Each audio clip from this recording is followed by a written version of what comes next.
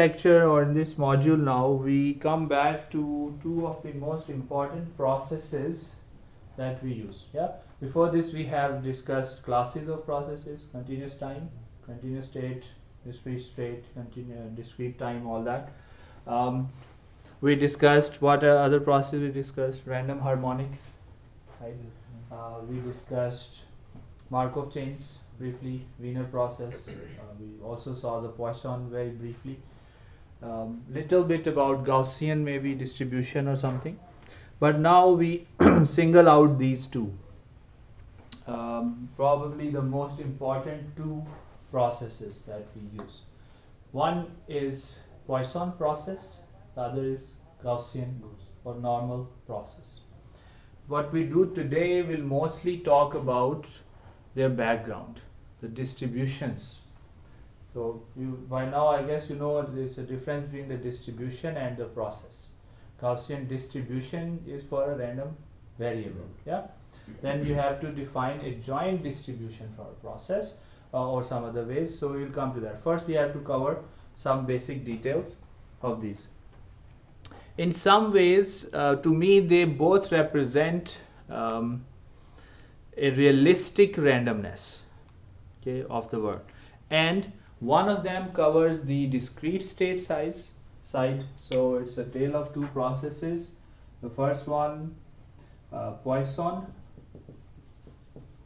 and Gaussian or normal. Poisson is continuous time, discrete state. By now you should know what that is. Yeah.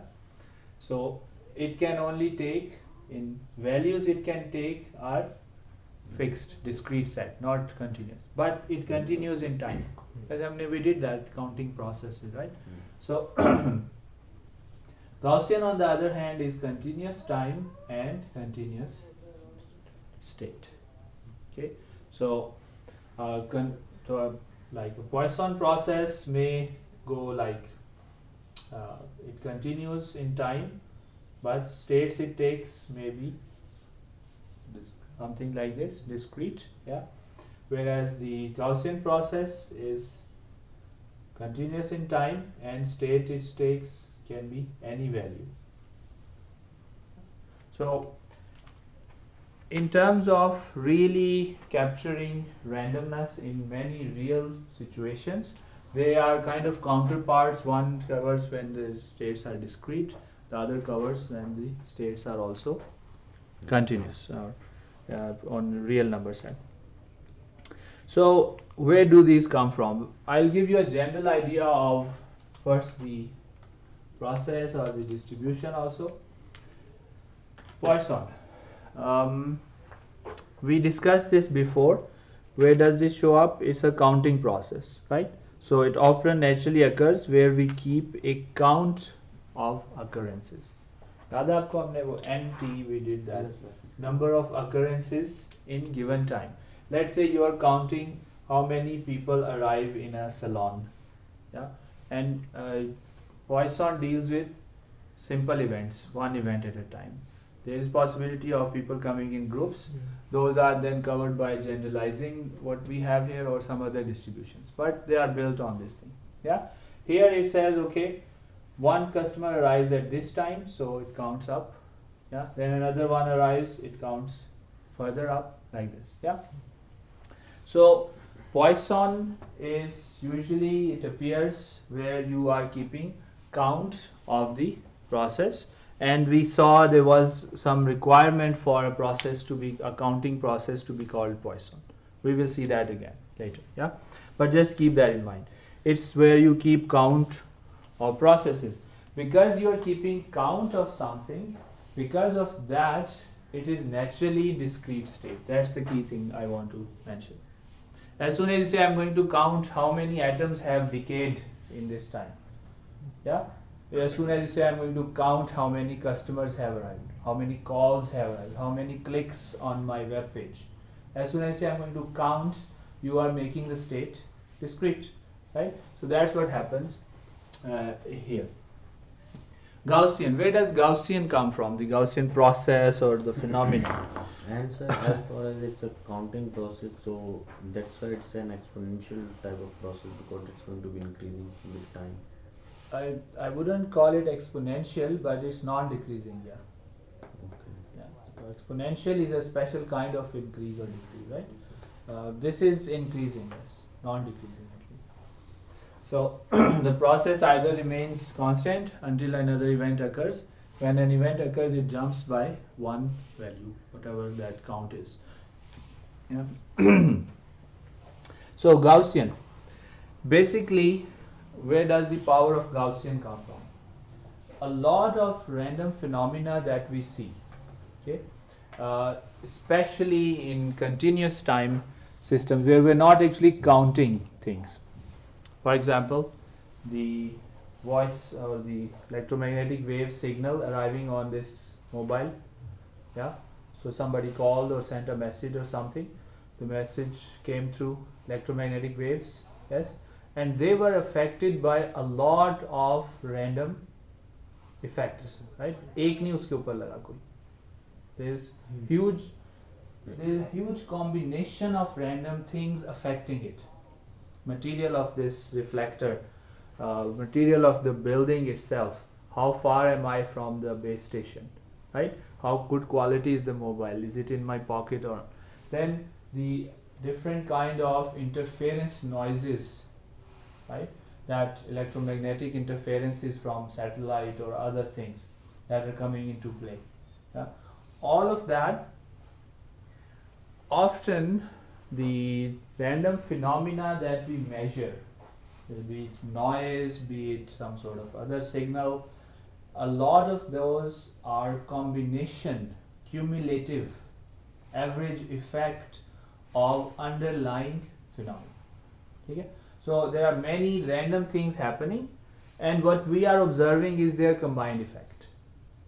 Okay? So when you let's say the signal received on this mobile, before it cleans it up, of course, before you hear the voice, it's already everything else, statistical signal processing is already done. That's why you hear it very clean. But when it arrives here, the signal may be something extremely looking like very random, and if the mobile just plays this for you, I don't think you will understand anything. It will, yeah, lots of noise and very say problems in the sound. So what I'm saying is that at every point here, each of this, why did this point, this value occur? Okay, each of these actually came from a collection of many different random effects. Okay, reflection of the wood or not the wood, whatever the material, the distance, the other noises, the other, there were so many things happening. Among them was of course the actual signal that was sent yeah, somewhere. And what you observe at every point is actually a cumulative effect of those underlying random effects. Okay, this is important because this is where the power of the Gaussian process comes in, or the Gaussian distribution. And it's embodied mathematically in the central limit theorem. What does that say? Central limit theorem, in simple words, it says that in most cases, I'm just saying hand waving, yeah, not really the math here. In most cases, the cumulative effect of random phenomena, the combined effect or the average or the sum cumulative, there are many ways of accumulating. Could be an integral, could be a limiting case. The compound effect, the cumulative effect of random phenomena in most cases follows Gaussian distribution. Okay, so that's why a lot of what we do, a lot of what we work with ends up being very nicely approximated by Gaussian distribution. Okay, so today we will also see that. This is just to put everything out there. Of course, here we are looking at, we are not talking about counting anything. It's a cumulative effect in continuous time and continuous state. So that's why we don't go into Poisson. But if you wanted to count something, in most cases, then processes like Poisson are what you go to. So we will see in detail both of these now, but I think this image should be in your mind very clear. I see them as very important partners in capturing natural randomness. What I mean by natural randomness is that, as I said already, central limit theorem is telling you that when what you observe has been affected or is a combined result of many underlying randomnesses, then that observation is most likely going to be Gaussian. Okay, here it's saying if you are counting events, yes, and we will see the law of rare events. Just like central limit theorem gives power to Gaussian distribution, the law of rare events gives power to Poisson distribution. The law of rare events is basically going to show us that in situations where rare events occur exponentially rarely, okay, so in those situations, if you're counting, for example, if you're going to count how many customers coming into a salon, right, and what is the rare event is that for, let's say, 10 days no customer comes in. That's a very rare event. What is the probability of that? It should exponentially drop, right? Otherwise the दुकान गलत जगह खोली है कहीं पे. Yeah, similarly, so as the events, basically we will see that in detail, but here Poisson, law of rare events, Gaussian, central limit theorem, which is linked to actually law of large numbers. Yeah, so in a way the both have get their power from two laws. Yeah, so we will do some quick background. If you remember, when did our counting process become Poisson? We discussed that. When we discussed counting processes, they were general, but then there was a condition. If we put that, then the counting process, the count, how many are here, this we call NT, if you remember, this followed a Poisson distribution. Identically distributed. Yeah, that was requirement for general counting process also. There was an additional one, but you're close. What was that distribution? That identical distribution. Identical only says same distribution. Doesn't say Gaussian, binomial, which one? Exponential. So if you remember, we said if the time intervals between occurrences are IID and exponentially distributed, remember? Then the process becomes Poisson. Otherwise, it's some other counting problem. May not be as important to us. So that's why I want to cover some background. So I will talk about exponential distribution. I will talk about the Poisson distribution, the law of rare events, binomial distribution, why does that come in, Gaussian distribution, and basically today most likely we won't actually do the processes. The Poisson Gaussian process itself, we won't cover that apart from what I have discussed now. What we will do is the background. Yeah? We will do the distributions that make up these guys. So किसी को याद है exponential distribution क्या होती है? पता तो है ना? Yeah. So usually it shows up. It's okay to know the math of the distribution. Binomial की ये होता है math, uniform का ये होता है. But it's also important if you're working in this field or using it to have a feeling for when that distribution shows up. Yeah. So if you have a random variable which is non-negative and whose relative likelihood of taking large numbers drops exponentially. Okay. So basically we are saying that it's taking large numbers it takes small numbers, okay, most of the time, and it takes large numbers only very rarely. Yeah, this should be something expected in a salon, barber shop. People coming in, this gap between people coming in 10 days should be extremely unlikely. Yes, so the interval taking large numbers is exponentially unlikely. Yes, less likely. So whenever you have these kind of thing, and non-negative, why? Of course, as I said, if you are doing counting processes, for example, where you're, remember we said these counting processes are pure birth process, you're just counting. Then there are birth death processes also that can allow decrease. Yeah, but in this case for Poisson and others, we are only counting one way. So if you have a random variable which is non-negative and its chances of taking larger values drop exponentially, then in most cases such will be represented by exponential distribution. And what does that look like? Let's see. So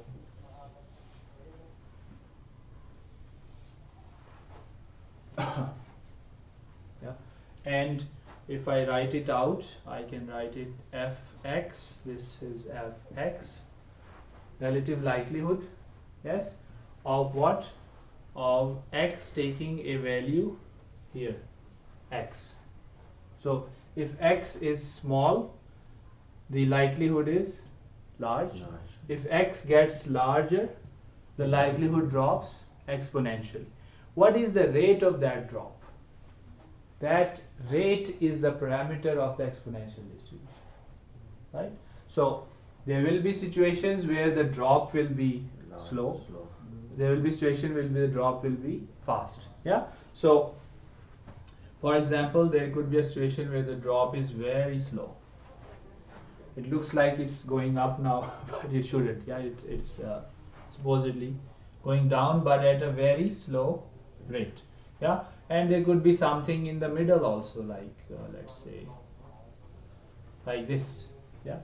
So we have this parameter. We will call this, let's say, lambda 1, lambda 2, lambda 3, where you can see that lambda 1 is less or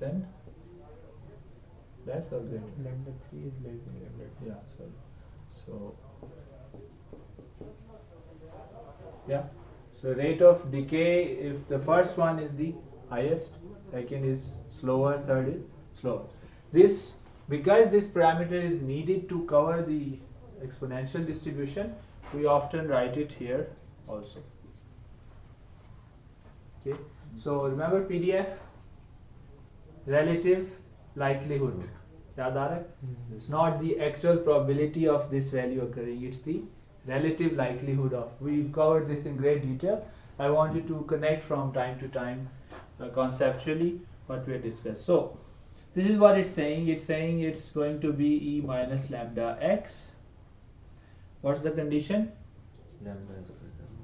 Lambda also has to be greater than 0, and x, for x less than 0. Remember I said we are talking about random variables that are non-negative, and their chances of taking larger values drop exponentially. Now in each case the chances of getting larger values are dropping exponentially, only the rate of drop is different. The approach is exponential in each case, not linear, not logarithmic, nothing else. Yeah. So and yes, lambda has to be greater than 0. So this is your exponential distribution. The lambda will be a time dependent. Lambda हमारे पास time dependent ही होगा ना? नहीं, why? Because as the time is very much short, then the lambda values will be greater than. Can you see that? No, there is time in here. So this is only one random variable. Yeah. So x, random variable x, taking a value 6, 5. Yeah. If it is exponentially distributed, you will have to tell us the value. It's a constant. Lambda is a fixed value. It's the rate of decay. So we write it normally like this: x uniform गया तो आप पता है ना, u करके right? X what क्या चाहिए होगा? It has only one parameter, lambda.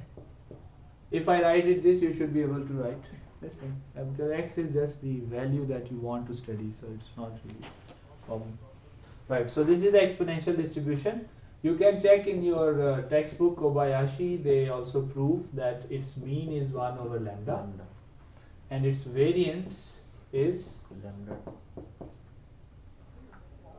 पढ़ी तो होती है आप लोगों ने एक्सपेरिमेंट या lambda square. Okay, 1 over lambda square. You can see the proof, it's not a big deal. Okay, so the reason I have covered exponential distribution now is because exponential is connected to Poisson. For a counting process like this, the value nt, this value of the count to be Poisson, the gap between occurrences has to be IID and exponential, right? So that's why it's important to know what we are talking about. So of course, what are we saying when we say the gap has to be exponential? Means that the chances that the events occur with huge gaps are very low, right? So as the gap increases, so if you are at a bus stop, buses can arrive say a different amount of times delayed, yeah, but the bus doesn't arrive for 3 days, 4 days, should be very low, yeah.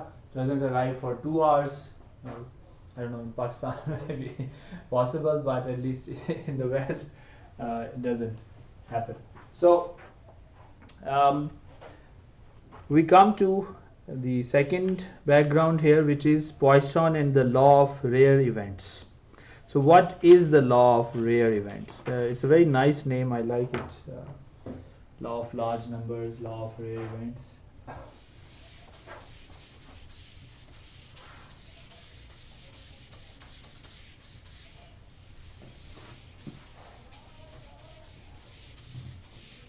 So here I said there was one way of looking at Poisson, which was to say that you are counting the events occurring, yes, and the occurrence times between them, the spacing between them, between occurrences is independent and exponential. That was one way of saying. Now there is another way of looking at when we arrive at Poisson distribution, which is related to law of rare events. So there are many situations where a large number of events can occur, okay, but only a few actually do in a given time, okay. So the ones that do occur are rare events. Let me give you an example. You know, how many people can call my number right now or in the next 5 seconds? Very few. No. How many people can call my number? Oh, इतने भी नहीं, population 7 billion है, उनमें से let's say 4 billion के पास mobile है, yeah. So if they have money in there, call तो कर सकते हैं, मना तो नहीं कर सकते. So a large number of events can occur right now. Are they occurring? नहीं हो सकते. Only a very few of them are happening. So the population is huge. Number of people who can call me at any given time is huge. Let's say 4 billion लोगों के पास phone है. Country code dial करें और number dial कर दें ढूंढ के. Let's say उनके पास है. They can. These are 4 billion people. Yeah. So a large number of events can occur. So the pool is very large, yeah. But what happens at any given time in any given interval, 1 hour, 2 hours, 1 second, 10 seconds, usually only a very few of those events occur. Event here would mean this guy at this point calls me, yeah. So although a very large can occur, only a few do, yeah. Lahore में एक दुकान है, let's say न्यारी की, the whole of Lahore can walk in, right? But compared to the size of Lahore, the people in Lahore, कितने आते होंगे? Very few. So the people who actually enter the Nihari shop, or the people who restaurant, or the people who call my number are rare events compared to the actual size. This is what the law of rare events is about. So just now I have just told you what is rare events. Yeah. What is the law then? The law actually says that, well, if you ask in such a situation, if you ask how many events will occur in a given amount of time, that is you're keeping a count of that, then in most cases that count will have Poisson distribution.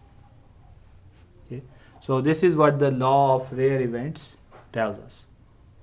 That in situations where you have a large number of occurrences possible, a large number of possible set, but only a few do in a given time, and you want to count that. Let's say that, remember what was Poisson doing? Wasn't it keeping a count of, say, if you say nt and you look at time 10 seconds, what are you looking at when you see the value here? You're just looking at how many events occurred in that time, right? उस 10 second में कितने event हुए हैं? 1 2 3 4 5 6 7. Zigzag तो allowed नहीं होगा. Yeah. So if you're keeping a count of the events that occur, and we have already said these events have to be rare compared to the actual population that could happen. So where does this, we'll see mathematically, or at least develop how this comes about. So first let me write the Poisson distribution mathematically. Let's say I want to say that probability k events occur in time t. Okay, that is lambda t k e minus lambda t divided by k factorial. K is what? K क्या होगा? Number of events होंगे. तो किस set में हो गई? Integers? Yeah? Non-negative integers? Yes, sir. 1 0 1 2. Sir, 1 0 भी है? Zero Event is one. that. You could ask, okay, what's the probability that in 10 seconds 0 events occur? But negative नहीं है, क्योंकि हम count down नहीं कर रहे. Yeah? So ये आपने देखी हुई है Poisson distribution, right? Probability k events occur in time t, तो भी आपने interval देना उसको, is lambda t e minus lambda t over k factorial, where lambda is greater than 0, of course, but what is lambda? Basically it's called the intensity or number of events per unit time. Okay, so lambda is number of events per unit time. Okay. So you have, and this is fixed, it's not a random variable. Okay, that's like mean होता है ना किसी का, उस तरह ये है, it's a fixed value. If, and it's also called the intensity. Why the intensity? Because let's say there is a salon, barber salon, very popular, where lambda is 15. That means number of events per unit time, whatever time you have decided. Is it an hour maybe, let's say. So in that salon 15 people are arriving every hour.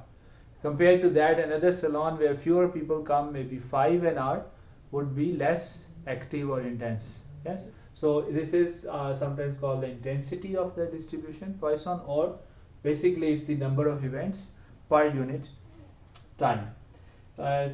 Again, I won't derive it, but the two important moments, mean and variance, interestingly, is the mean is lambda t. Does this make sense from here? Yes, sir. Because remember, x is going to say how k events occurring in t. Yes, but I already told you that number of events occurring per unit time are these many. Just multiply them by the time and get the expected value of how many should occur. But interestingly, the variance is also lambda t. Okay, this just comes out mathematically. Yeah, so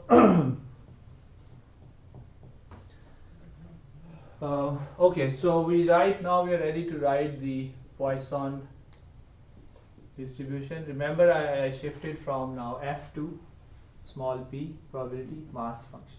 This guy gives the actual probability.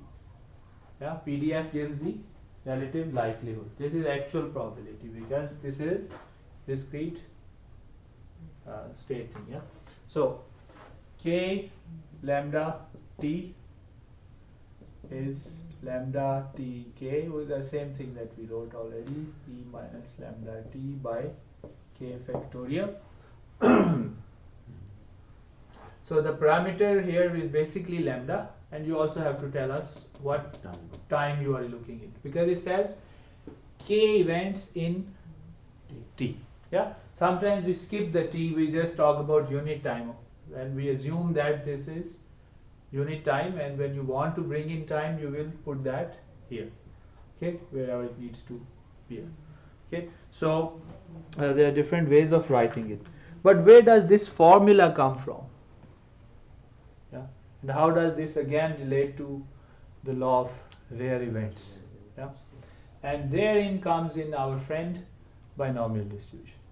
Okay, so याद है किसी को पहली distribution जो पढ़ाई जाती है अक्सर यूनिफॉर्म के बाद में भी, या अंडरग्रेड में, so क्या होती है binomial distribution? p into 1 minus p P? n minus 1 Bernoulli को सर अगर हम कंटिन्यू कर दें, रिपीटेड कर दें, तो मतलब वो बाइनोमियल बन जाता है. Right. p into q की power n minus 1, n is 0.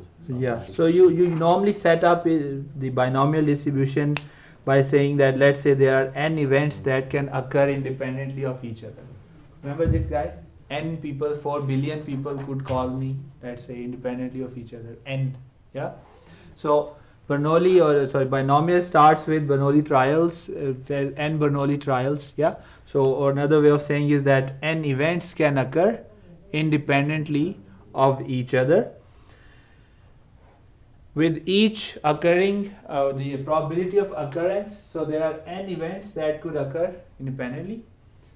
The probability of occurring is p, and not occurring is q 1 minus p. Yes. So now if you ask this question that, okay, what is the probability that k of them occur? Yes. So out of these n, what is the probability that k occur? So you are saying probability x equals k was n choose k, remember? Yes, sir. Yes, आगे p power k, p power k k, to 1 minus p की power n minus 1 minus k, हाँ n minus k. हाँ थोड़ा ज़्यादा complicated n minus k. So you can explain it, what is going on? Why is the probability of k events out of n occurring this formula? Why is that? It makes perfect sense. Yeah. Yes, sir. Why? Firstly, note you have used independence. Where did you use independence? By writing their likelihoods as separable. अगर ये independent ना होते ना n events, there is no way you will get this. बहुत ही complicated formula. You are actually written their individual probabilities separately. Separability, yeah, is the condition of or a test of independence. So you have to assume independence. अगर वहाँ शुरू नहीं करेंगे, you won't get to binomial formula. Yeah. So probability x equals k. What is this saying? The probability of choosing k times Yeah. So k events occurring with probability p. p. Yes. They are independent of each other, so they can all be p, or can be multiplied to pk. Then, of course, how many were left? n minus N minus k, and they didn't happen. What was their probability of not happening was this guy. So where does this come from? They might be in different orders. First. Yes, so the order may be different, so you have to cover all the orders, and all the orders are also independent of each other, because everything is independent. So basically you can write it out like this. Yeah. Now the interesting thing is this mathematically can be proven equal to this, you know, with one limit. What's that limit? What should be the limit that you should add? Law of rare events. So far we're not talking about rare events or anything, yeah, but these are binomial Bernoulli trials. क्या करना पड़ेगा? कौन सा parameter है जिस पे limit लगेगी?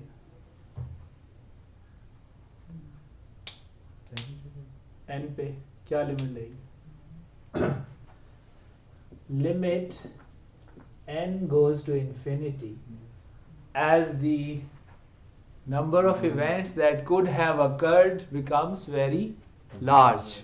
Yes, but only k of them actually occur. Yeah, as n goes to infinity, um, it can be shown mathematically that this formula pk 1 minus p n minus k, as n goes to infinity, this formula actually equals that guy, with some additional definition that what do we mean by I think in this case t is to be taken as 1 because here we just didn't do multiple times. Yeah, so I'll write that here, lambda what was it, lambda k e minus lambda, I just want to make sure, yeah, over k factorial. Now what is really needs to be seen is when you will solve this, you will not have lambda, of course it's not there, you will have something else which we will call lambda. पता है क्या होगा वो? Alpha T होगा इस type lambda क्या होगा? कोई guesses?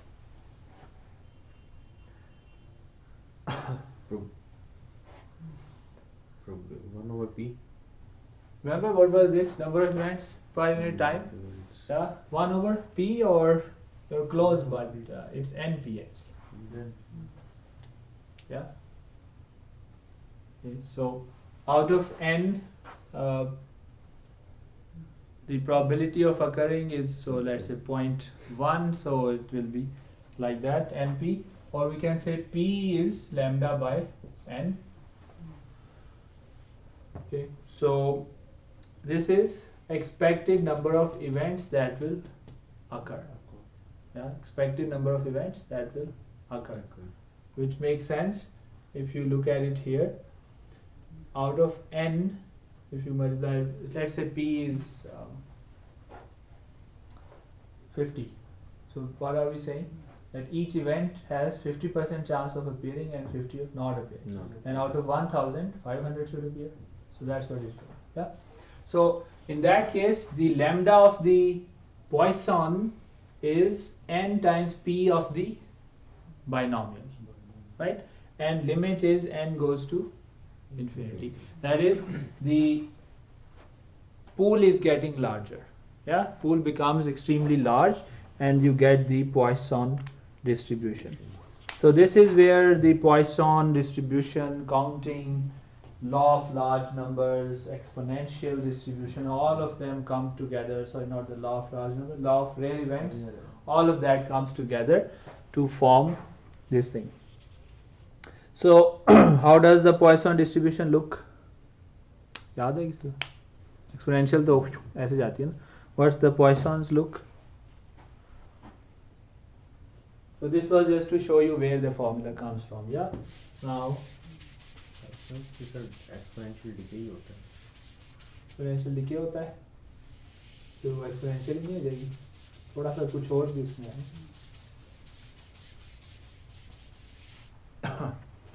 So let's say lambda is 10. Yeah. So I will draw it for unit time. So basically I'm going to draw the Poisson distribution for t equals 1. Yeah. Then it is lambda k e minus lambda over k factorial. Yeah. So for lambda 10, it is going to be, of course, it cannot take negative values. Yeah. Still counting, so it cannot take negative values. This part is out of the question. It's 10 here. Okay, and we are talking about what's the probability that 10 events occur, what's the probability that 9 events occur, 7, and so on. Yeah, so it's basically a mass function. So I will have to draw it as a discrete thing. Yeah, looks like triangle, but it should be a bit curved. So if you make it continuous, try to interpolate like that.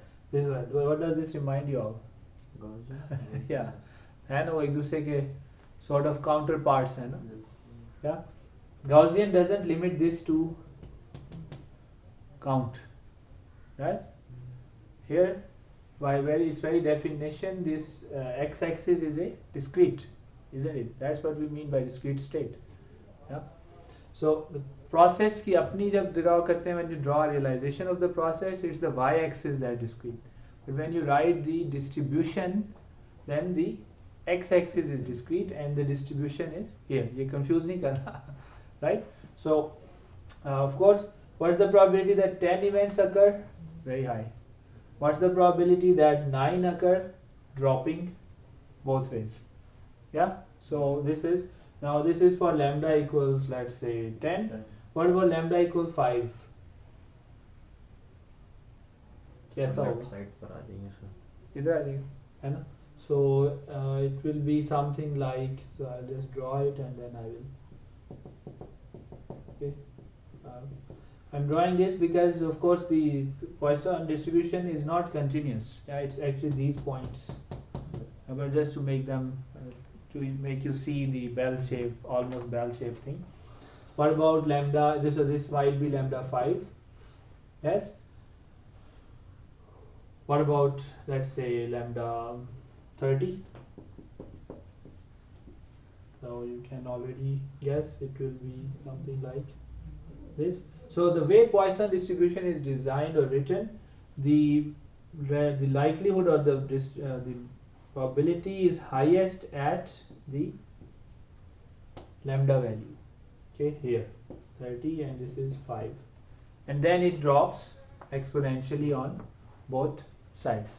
Okay, so this is your Poisson distribution, different parameters. Okay, so of course this is fine. We can do that. Let's see, still have time.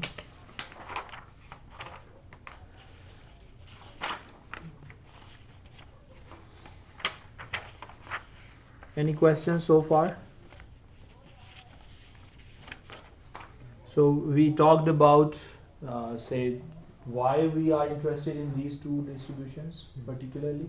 I covered that in some detail, general, and then we looked at all the different aspects of the Poisson distribution. What was there in there?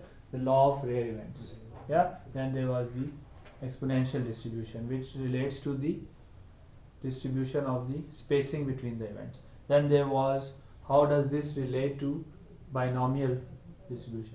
It turns out that Poisson is actually a limiting case of binomial. What's the limit?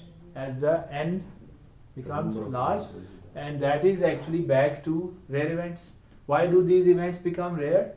Because the pool becomes so large that the ones that actually occur are so small comparatively that they are rare events. Yes. So now we come to Gaussian distribution. Yeah, very briefly we will cover it, and we'll cover the central limit theorem, some details, and then in the next lecture we will cover Poisson process and Gaussian process. That can go fast because we were already covered the concepts. Yeah. So behind that. So what is Gaussian distribution? Law of large numbers related to central limit theorem.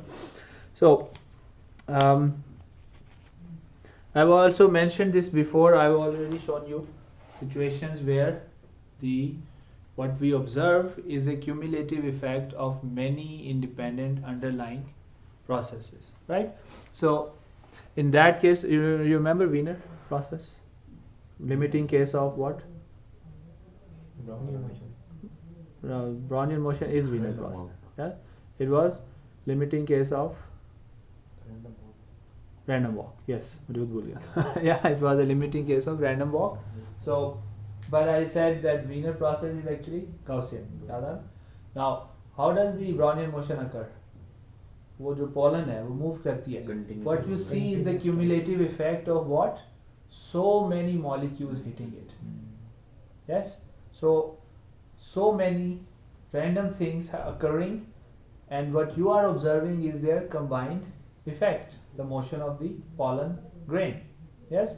So it's natural to think that it would be most likely Gaussian, and it is. Wiener motion is actually a Gaussian process.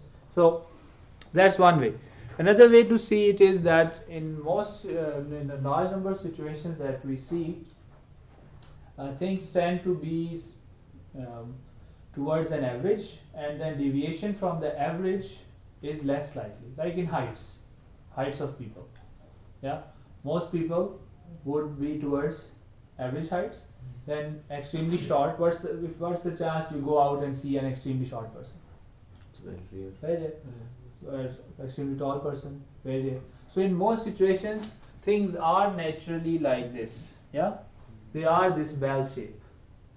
Yes, so this is not a proof of anything, it's just a statement of fact that this is how things are. So there are two ways of looking at Gaussian distribution. This one way of saying it is that actually what we observe, a lot of it fits into this, that things when you combine, this is combined of so many people that you see, right?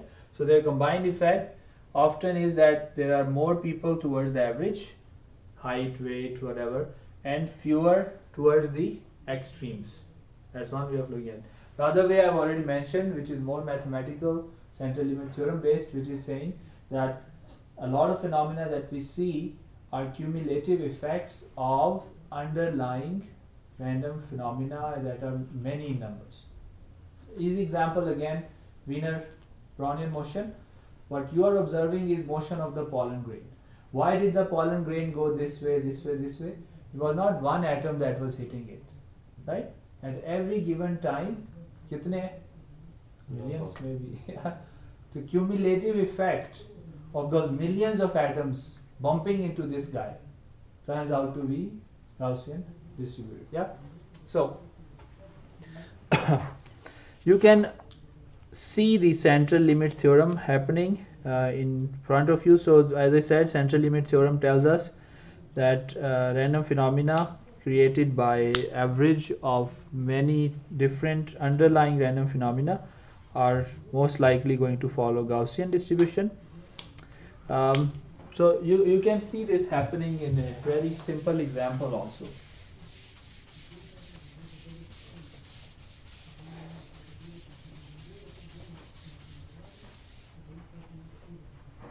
Let's say we काफ़ी देर से हमने dry नहीं role किया या coin नहीं toss किया या so let's say we toss a coin now. Back to the first lecture. We play a game, we toss a coin. If a head comes, you win 1 rupee. If there is tails, you lose 1 rupee. Yeah, and X is the overall amount you win or lose. Okay, so for one toss, how would the distribution look like of what you win or lose? Mean is 0. So you can lose 1 rupee, you can get 1 rupee. What are the chances if there's just one toss? What's the chances that you will lose 1 rupee? 1 by 2. 1 by 2. What are the chances that you will win 1 rupee also? 1 by 2. One toss, yeah? What if we do it 2 tosses? Okay, so again, 2 tosses are independent. Every toss, a head, you win 1 rupee, a tail, you lose 1 rupee. How does the distribution look now? Firstly, you have to set the x-axis. What does it look like? Both might be -1, -2 भी हो सकता है, 1 बिल्कुल. भी हो सकता है, 2 भी हो सकता -2 से नीचे तो जा सकते हैं. Yes. No. So, है. -2, -1, 1, 2. okay. What are the chances that you are so unlucky that you lose both tosses? तभी -2 होगा ना? क्या है? 1 by 4. 1 by 4. Okay. Is it? Check कर लें जरा. So you lose 2 tosses.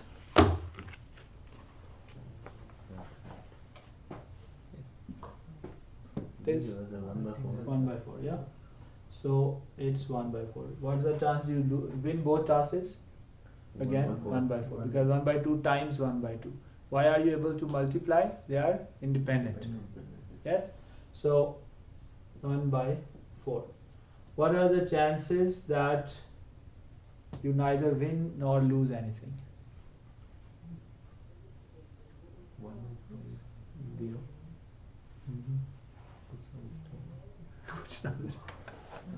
कुछ तो होगा. neither lose or neither win. It's undefined, sir. नहीं, One does showing head, one showing tail. 1 by Yes. 2. 1 by 2. Yes. Because the solution set is head head, tail tail. This was head head. This was tail tail. Then there is head tail and tail head. These two lead to 0. These will never occur. ना आप ₹1 lose करेंगे. Either you're gonna lose 2, or you're gonna win 2, or it's going to be no win no loss. Yeah. What's the probability of that? 1 by 2. Okay, try this for now. Let's say I won't do it for the whole thing, but if you do it for 4 tosses, you know how this would look? 4 tosses. Let's do speed things up. I will draw it 4 tosses. What I want you to focus on also is 2 tosses.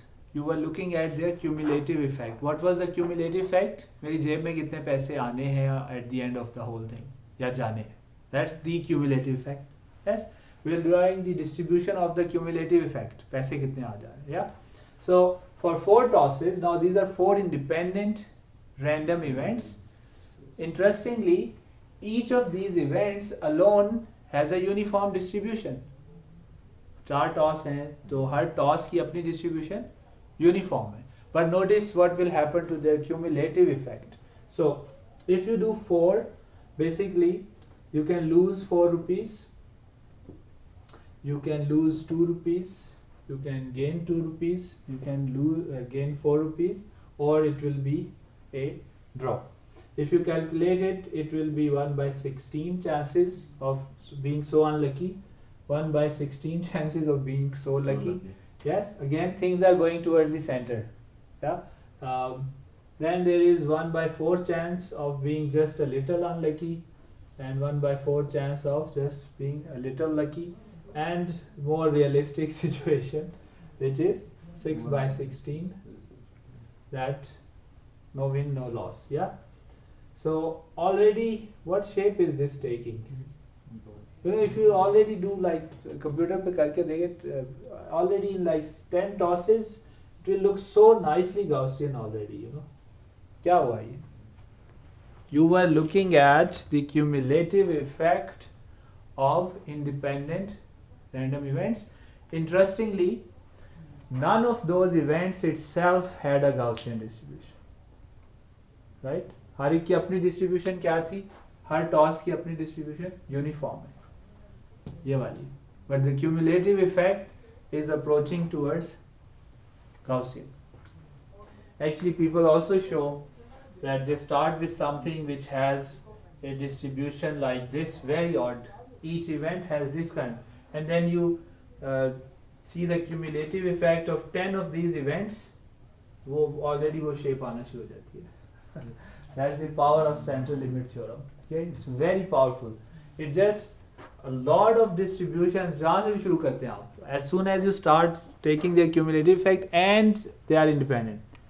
Independence बहुत जरूरी है इसमें, right? But of course there are generalized results also. So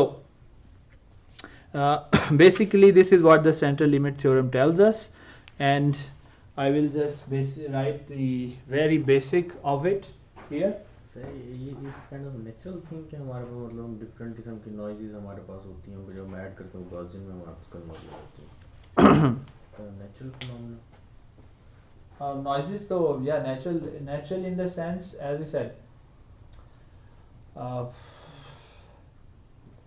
the sources that are generating those noises, or those, let's say for the pollen grain, the sources that are the atoms, वो तो random movements कर रहे हैं ना हर एक अपनी. Yeah. Now they have their own distribution of motion, or the noises that are entering your system have their own distributions. But as soon as they become they are independent, you know, all the atoms could plan together to push the pollen in one direction. फिर तो काम खराब, फिर तो dependent होगा, right? जब तक, as long as they are independent, the noises entering this guy, there is no single person actively blocking my mobile. फिर तो वो Gaussian गया, right? But in normal situations, when they are not colluding together, not cooperating, they are all random. You start, each one has its own distribution, the generalized central limit theorem says that the underlying effects can actually come from different distributions. ये तो था ना सबकी same थी uniform and it converts toward Gaussian. Then people show that each one could have this distribution which looks very odd, but together it will approach Gaussian. But actually the generalized central limit theorem says that under certain weak conditions, even if each independent event underneath has a different distribution, uniform, or their combined effect still goes towards there. Okay, कुछ conditions फिर उसमें आ जाती हैं. Still, so I guess that answers your question. That's the nature of the reality of things. Yeah, okay, when things are independently random, अपनी अपनी उनकी distribution है, ठीक है, but they are independently random. Yeah, अगर वो they start planning together, then there is no chance कि वो Gaussian का होगा. Yeah, so if they are independently random and you are looking at their combined effect, which is normally the case in noises. Noise क्या होता है इस case में? Noise is not just this or this. Somebody gave you a voice message. Let's say कोई बात कर रहा है आपसे, hello बोला. Everything other than the hello sound is noise, right? Hello में delay आया, echo I, everything else is noise. Yeah. So all of them have their own distributions. What you are looking at is their combined effect. So most likely their combined effect is going to be Gaussian distributed. Okay. So basic central limit theorem says this thing. I'll just write it in words.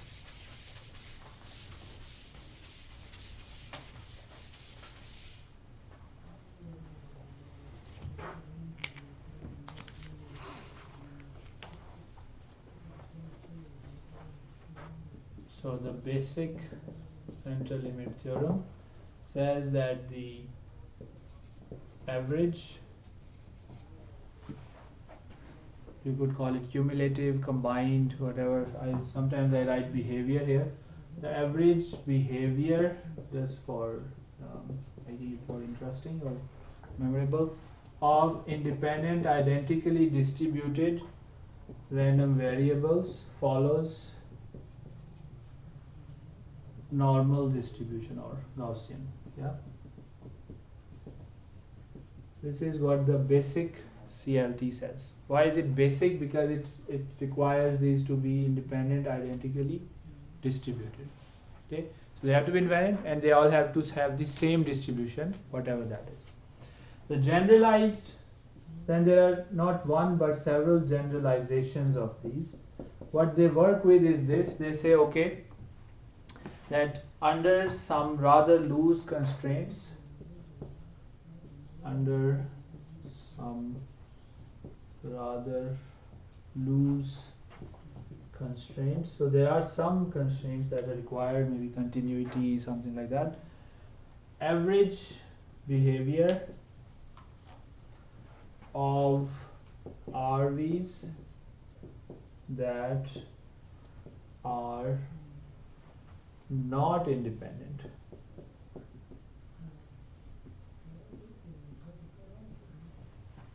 and or not identically distributed follows normal distribution.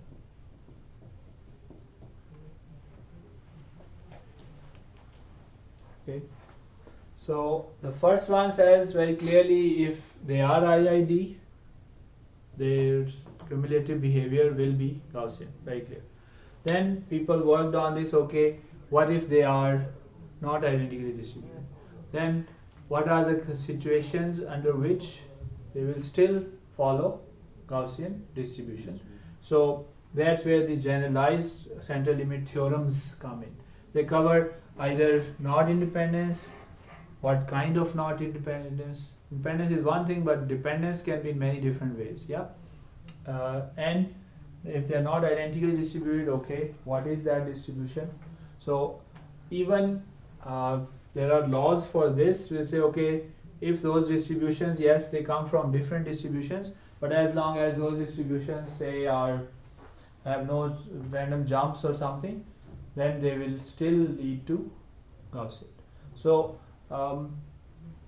together they cover a lot of stuff that we find useful for our work. So if I want to write this mathematical formula here,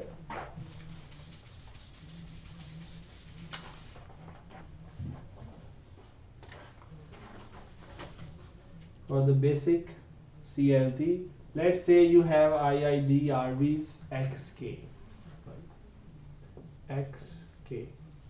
IID random variables xk, and let's say you have defined its a new random variable zn, okay, which takes n of these guys, and takes their, let's say, doesn't have to be exactly like this, but there is one way of saying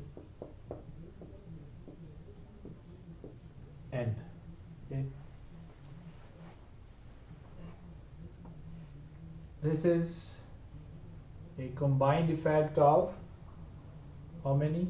N of these IID random variables. Yeah. Then Zn's, it can be proven that Zn's distribution will approach Gaussian distribution as as n goes to infinity. Okay, as the effect, वो देखा था आपने tosses, as the tosses were increasing, we are going more towards that bell shape. Yeah? So it is a limiting case basically.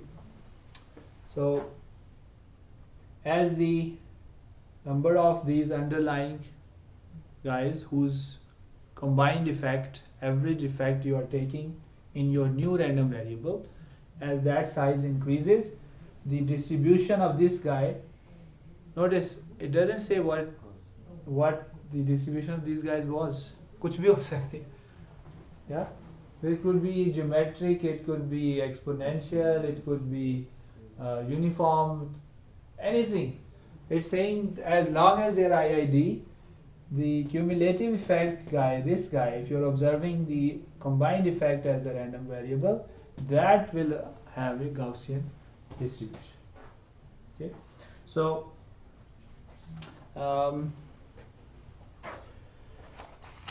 this covers here, and just one last thing, I'll write the formula for the Gaussian, which you already know. Many people start by telling you the formula, and I like to first have the background cleared or the ideas cleared, then you know the formula already. I think Gaussian का याद है formula?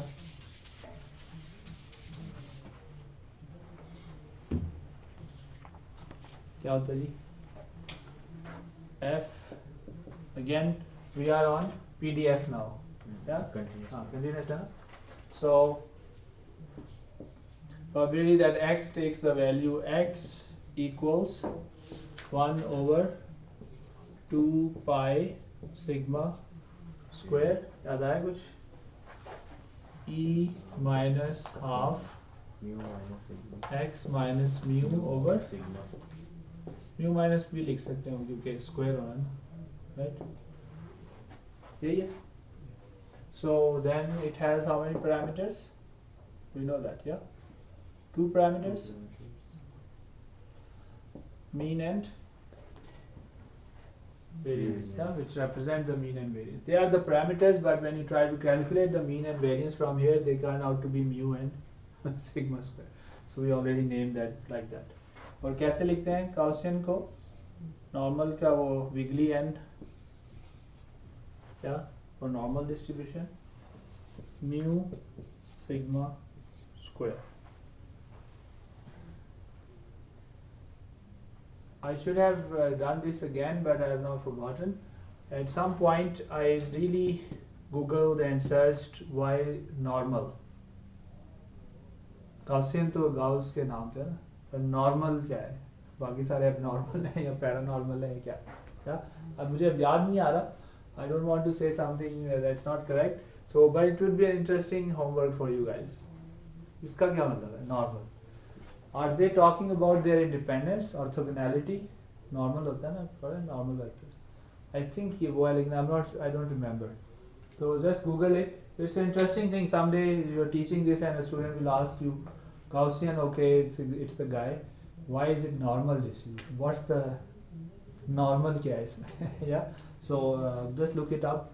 I think it has to do with the independence thing of the underlying variables, but I don't recall exactly.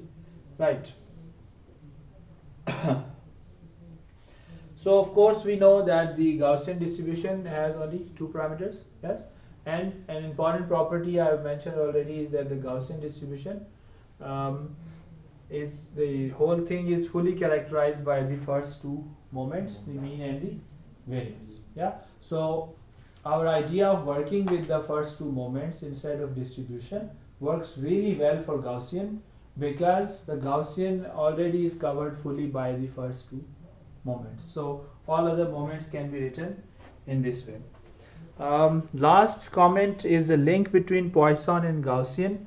I've already mentioned I see them as continuous state and discrete state counterparts of each other. Okay, that's one thing. In fact, for large values of lambda, Gaussian distribution is a good approximation of Poisson. लेकिन sir वो negative side भी तो होता है ना हमारे पास Gaussian, Right. लेकिन Poisson हमारे पास एक पॉजिटिव साइड हाँ सही है. That is you can have Gaussian distribution that is here, and then Gaussian keeps on going. Yeah. Okay.